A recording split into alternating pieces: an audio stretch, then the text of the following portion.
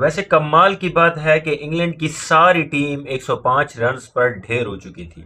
आपको भी यकीन नहीं आ रहा ना? चले आए मैं आपको समझाता हूँ। देखिए, 84 रन्स पर, यानी यूं कहें कि 84 रन्स पर इंग्लैंड के 5 आउट हो चुके थे और लास्ट विकेट थी, फिफ्थ विकेट थी, वो बेन स्टोक था, जो टेस्ट मैच में या टेस्ट क्रिकेट के अंदर फर्स्ट टाइम डक पर आउट हुए हैं। एंड देन उसके बाद पार्टनरशिप लगी लगी लगी दूर तक गई। एंड देन ट्रायल बाय 200 था, यानी इंग्लैंड को 200 रन बनाने थे एंड देन स्कोर जो है वो लेवल हो जाता इंग्लैंड का और इंडिया का 587। देन वहां पर जाकर जो है हैरी ब्रोक की विकेट गिरी और आकाशदीप को जो है वो विकेट मिली, थोड़ा सा बॉल पड़ा, सीम पड़ी और अंदर आई और स्टंप को जाकर लगी। और हैरी ब्रोक की अगर बात करूं तो उनको क्रैम्प भी पड़ रहे थे हाथ के अंदर, पाँव के अंदर, and he was seems to be tired, काफी थके हुए लग रहे थे। एंड देन उसके बाद छठी विकेट वहां पर गिरी। एंड देन 180 का ट्रायल मिला, इसको इंडिया को लीड मिली 180 रन्स की। एंड देखिए 20 रन्स ही वो बना पाए just in five, just after 5 wickets. यानी उसके अंदर अगर मैं आपको बताऊं तो क्रिस वोक्स भी गए, कर्स भी गए, देन उसके बाद टोंग भी गए एंड देन उसके बाद बशीर भी गए। तो ये जितनी भी विकेट्स थी जब ये आउट हुए और मेरे ख्याल में जस्ट जस्ट अगर एक विकेट पहले मिल जाती, या वो जेमी स्मिथ की थी या फिर हमारे पास हैरी ब्रोक की थी, तो मेरे ख्याल में एक ह्यूज मार्जिन था और फॉलो ऑन भी कर सकती थी इंडिया। कल मैंने अपनी एक वीडियो में एक बात की थी कि आई रियली डोंट नो कि जब शुभमन गिल आउट हुए एंड देन उसके बाद उन्होंने डिक्लेयर क्यों नहीं किया, उनको तभी डिक्लेयर कर देना चाहिए था क्योंकि ऑलमोस्ट 13 to 14 रन ही बने हैं एंड देन उसके बाद कोई इतनी प्रोग्रेस आई नहीं है, थोड़ा सा टाइम वेस्ट हुआ है। सिमिलरली एनी हाउ जो प्रोग्रेस थी वो तो थ्रू आउट हो गई।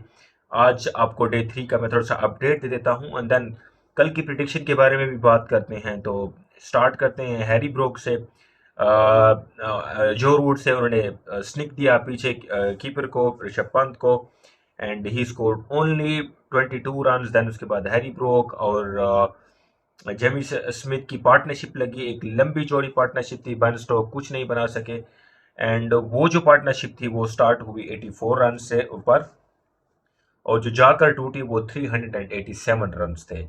तो यूं जो है जेमी स्मिथ ने 184 रन स्कोर किए and he was not out, brilliant knock. मेरे ख्याल में नॉक फॉलो फॉलो ऑन हो जाते इंग्लैंड वाले अगर ये पार्टनरशिप ना लगती। एंड देन उसके बाद 1 2 3 4 5 and 6, there are 6 duck, 6 duck हैं इंग्लैंड की टीम में, विच इज़ वेरी डिसअपॉइंटिंग। अब बात करते हैं बॉलिंग की। फाइफर रहे हैं मोहम्मद सिराज एंड उन्होंने 6 विकेट ली हैं। 19 ओवर्स कराए हैं, 70 रन उसको पड़े हैं एंड देन 6 विकेट उन्होंने लिए हैं। देन उसके बाद बाकी की जो और विकेट हैं वो आकाशदीप को मिली हैं।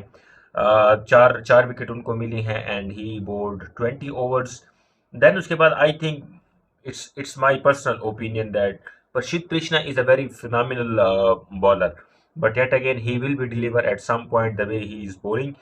एंड देन उसके बाद अब अगर बात करें तो इस वक्त इंडिया जो लीड कर रही है वो 244 रन से लीड कर रही है, which is huge.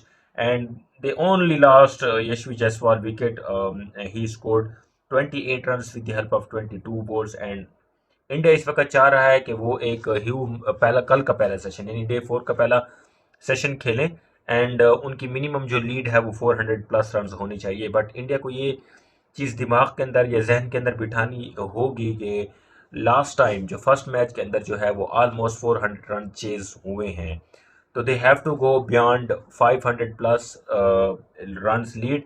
The way they are playing, they only played 13 overs and they scored 64 run. तो मेरे ख्याल में यहाँ पर देख कर चलना होगा उनको, यानी ऐसी भी बैटिंग नहीं करनी कि आप 150 के अंदर ढेर हो जाएं और आपको ऐसी बैटिंग भी नहीं करनी कि आपको सेशन वो ज़ाया करना है, वेस्ट करना है। तो they will look deeply into it. कल का जो पहला सेशन है वो काफ़ी इंपॉर्टेंट होगा और मुझे ये लगता है कि थर्ड सेशन के अंदर जाकर कहीं ना कहीं मेरा ओपिनियन ये है कि थर्ड सेशन के अंदर जाकर जो है वो इंडिया डिक्लेयर करेगा और लास्ट के कुछ जो ओवर्स हैं वो इंग्लैंड को खेलने देगा। अगर कल का सारा दिन इंग्लैंड इंडिया खेलती है तो एक लंबी चौड़ी लीड होगी, बट द थिंग इज या तो इंडिया 2 सेशन खेलेगा या तो इंडिया जो है 3 सेशन खेलेगा।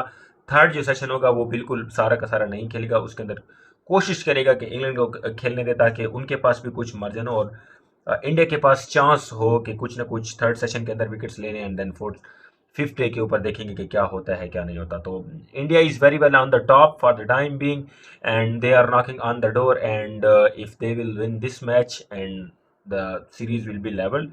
So let's see what's going further in the day 4, and I hope so कि अगर they are going to manage lead above 550 or 560, तो it's quite evident that India is winning this match. But देखना ये होगा कि home condition के ऊपर 5 wicket गिरती हैं 84 के ऊपर, and then still they manage to score 407 runs, which is tremendous knock by Harry Brook and Jamie Smith.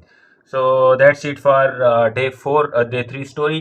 Stay tuned for day 4 and keep subscribe my YouTube channel.